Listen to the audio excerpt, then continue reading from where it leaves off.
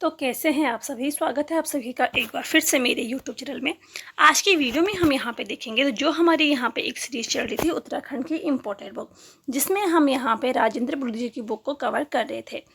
तो आज की वीडियो में हम यहाँ पे राजेंद्र ब्लू जी की बुक से यहाँ पे मोस्ट इम्पोर्टेंट MCQ है उनको हम यहाँ पे देखेंगे। इससे पहले हमने यहाँ पे अजय राव जी की बुक को कंप्लीट किया है।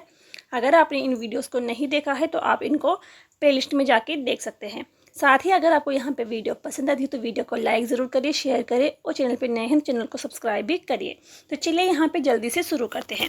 आज का यहाँ पे हमारा पहला क्वेश्चन है, हर की दून क्षेत्र में समसु देवता की पूजा किसके रूप में होती है। ठीक है, तो जो यहाँ पे हर की दून है, ठीक है, ये कहाँ है, तो ये उत्तरकाशी जनपद में स्थित है। ठीक है, हर की दून घाटी।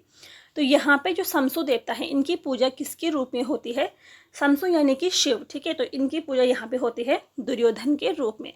तो हर की दून घाटी उत्तरकाशी में स्थित है। समसु देवता की पूजा यहाँ पे करते हैं दुर्योधन के रूप में। इसके अलावा यहाँ पे उत्तरकाशी में कुछ अन्य घाटियाँ हैं जो कि मोस्ट इम्पोर्टेंट, जैसे कि भैरव घाटी, ठीक है, मांझीवन फूलों की घाटी, तो ये भी उत्तरकाशी जनपद में स्थित है।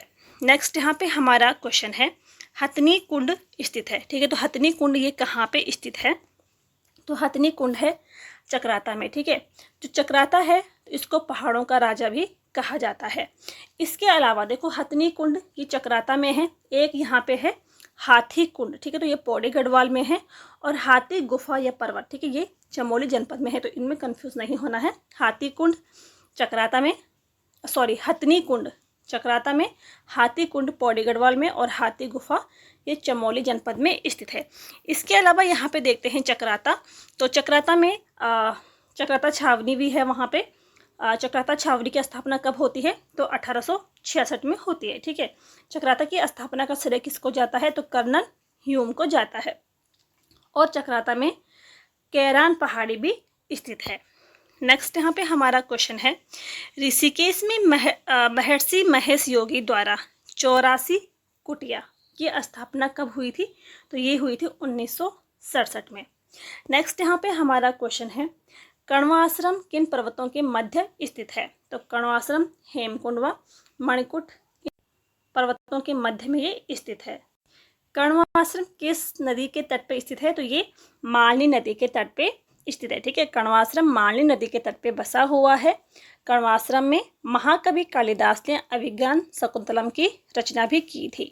और इसका वर्तमान नाम क्या है, तो इसका वर्तमान जो नाम है तो वो है चौका घाट। ठीक है, और महाकवि कालिदास ने कण्व आश्रम को किसलय प्रदेश कहा है, पौड़ी जनपद में ये स्थित है। ठीक है, नेक्स्ट हमारा क्वेश्चन है यहाँ, कालिदास ने कण्व आश्रम को क्या कहा है, तो कालिदास ने कण्व आश्रम को किसलय प्रदेश कहा है। ठीक है, इसका वर्तमान नाम चौका घाट है। नेक्स्ट यहाँ पे हमारा क्वेश्चन है, कण्वाश्रम के महत्व को पुनः स्थापित करने का प्रयास, यानी कि इसका जीर्णोद्धार किसने किया था, तो इसका जीर्णोद्धार किया था डॉक्टर संपूर्णानंद ने। ठीक है, जो कि उस टाइम पे यूपी के ये CM थे। ठीक है, 1955 में इन्होंने इसका जीर्णोद्धार किया था। नेक्स्ट यहाँ पे हमारा क्वेश्चन है, किस ताल को रहस्यमयी ताल भी कहा जाता है। ठीक है, तो रहस्यमयी ताल कहा जाता है रूपकुंड को।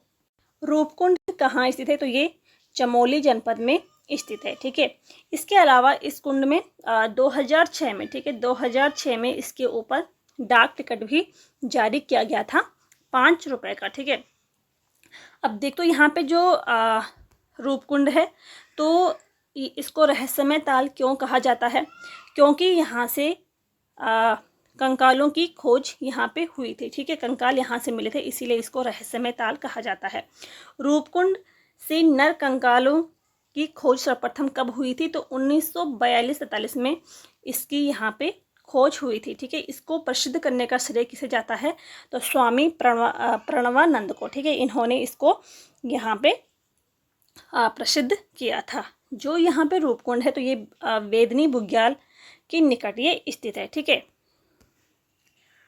1955-56 में स्वामी प्रणवानंद ने कुंड के ऊपर एक महान अध्ययन किया था। ठीक है, तो तभी से ये कुंड जो था ये प्रसिद्ध हुआ है। नेक्स्ट क्वेश्चन है हमारा, फूलों की घाटी हिमालय के किस श्रेणी में है, तो जो फूलों की घाटी, ठीक है, ये महान हिमालय में अंतर्गत ये आती है। जो यहाँ पे महान हिमालय है, ठीक है, तो इसके कुछ अन्य नाम क्या क्या हैं, तो इसको आंतरिक हिमालय, बृहत हिमालय, ठीक है, इसको कहा जाता है। इसके अलावा मुख्य हिमालय या उच्च हिमालय भी इसको कहा जाता है, और प्राचीन ग्रंथों में इसे हिमाद्री भी कहा गया है, ठीक है। उत्तराखंड के ये 6 जनपदों में इसका विस्तार है।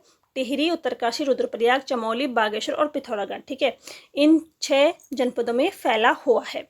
बृहद हिमालय व मध्य हिमालय के मध्य में कौन सी रेखा है, तो मेन सेंट्रल थ्रस्ट यानी कि केंद्रीय भ्रंश रेखा इसके बीच में, ठीक है। अगर इसकी चौड़ाई की बात करते हैं तो 15 से 30 किलोमीटर इसकी चौड़ाई है। ऊंचाई 4500 से लेके 7817 मीटर इसकी ऊंचाई, ठीक है। 6 जिलों में ये फैला हुआ है, और बृहद हिमालय की मूल निवासी भोटिया जनजाति है, ठीक है। फूलों की घाटी भी इसी बृहद हिमालय में आती है। नेक्स्ट यहाँ पे हमारा क्वेश्चन है, फूलों की घाटी को यूनेस्को की सूची में कब शामिल किया गया था, तो इसको यूनेस्को की सूची में शामिल किया गया था 14 जुलाई 2005 को, ठीक है। इसकी खोज किसने की थी, तो फ्रैंक स्माइथ ने 1931 में इसकी खोज की थी, ठीक है। जब फ्रैंक स्माइथ जो थे 1931 में ये कामेट पर्वत पर इन्होंने सफल आरोहण किया था। उसके बाद जब ये वापस आ रहे थे तो ये रास्ता भटक गए थे और सीधे ये फूलों की घाटी में जा पहुंचे थे, ठीक है। तो तभी से माना जाता है कि 1931 में फ्रैंक स्माइथ ने फूलों की घाटी की खोज की थी, ठीक है। अगर हम इसकी बात करते, क्षेत्रफल की बात करते हैं, तो 87.5 वर्ग किलोमीटर इसका क्षेत्रफल है फूलों की घाटी राष्ट्रीय उद्यान का, ठीक है। इसके अलावा नर व गंधमादन पर्वतों के बीच में स्थित है। इसके मध्य में कौन सी नदी बहती है, तो पुष्पावती नदी बहती है। और केदारखंड के स्कंद पुराण में इसका नाम जो है तो नंद कानन के नाम से इसको जाना जाता था। कालिदास की रचना मेघदूत में इसका नाम अलका बताया गया है, ठीक है।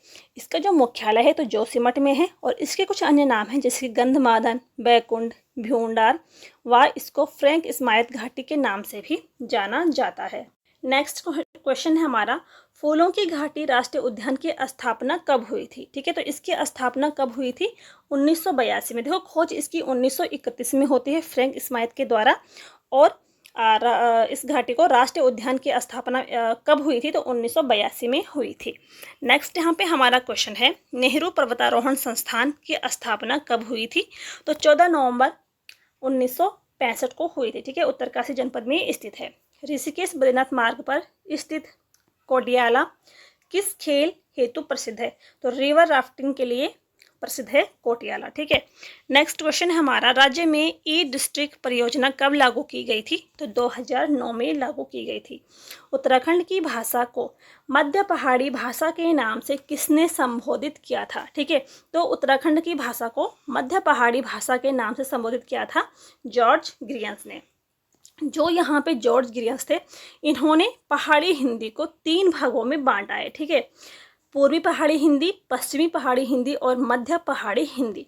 इसके अंतर जो पूर्वी पहाड़ी हिंदी है, इसके अंतर्गत जो भाषा आती है, ठीक है, जो नेपाली भाषा है यानी कि जो गोरख्याली भाषा है, वो पूर्वी पहाड़ी हिंदी के अंतर्गत आती है। पश्चिमी पहाड़ी हिंदी के अंतर्गत जैसे कि हिमाचली जो भाषा है, जौनसारी भाषा, ठीक है, ये पश्चिमी पहाड़ी हिंदी के अंतर्गत आती है। और मध्य पहाड़ी हिंदी के अंतर्गत गढ़वाली और कुमाऊनी आती है, ठीक है। तो पहाड़ी हिंदी को 3 भागों में किसने बांटा था, जॉर्ज ग्रियंस ने, ठीक है। और मध्य पहाड़ी भाषा के नाम से किसने संबोधित किया था उत्तराखंड की भाषा को, तो ये भी जॉर्ज ग्रियंस ने किया था। नेक्स्ट हमारा यहाँ पे क्वेश्चन है, गढ़वाली व कुमाऊनी पर सर्वाधिक प्रभाव किस भाषा का माना जाता है, तो ये माना जाता है राजस्थानी भाषा का, ठीक है। अब यहाँ पे नेक्स्ट हमारा क्वेश्चन है, मोस्ट इम्पोर्टेंट क्वेश्चन है कि भारत का भाषा सर्वेक्षण पुस्तक किसकी रचना है, ठीक है। तो भारत की भाषा सर्वेक्षण ये पुस्तक किसकी है, तो ये ग्रियंसन की पुस्तक है, ठीक है। भारत देश की भाषाओं का उल्लेख इसी बुक्स में है, और उत्तराखंड की भाषाओं का उल्लेख भी इसी पुस्तक में मिलता है, ठीक है। यहाँ पे ग्रियंसन ने कुमाऊं को 13 और गढ़वाली को 8 उपबोलियों में बांटा है, ठीक है।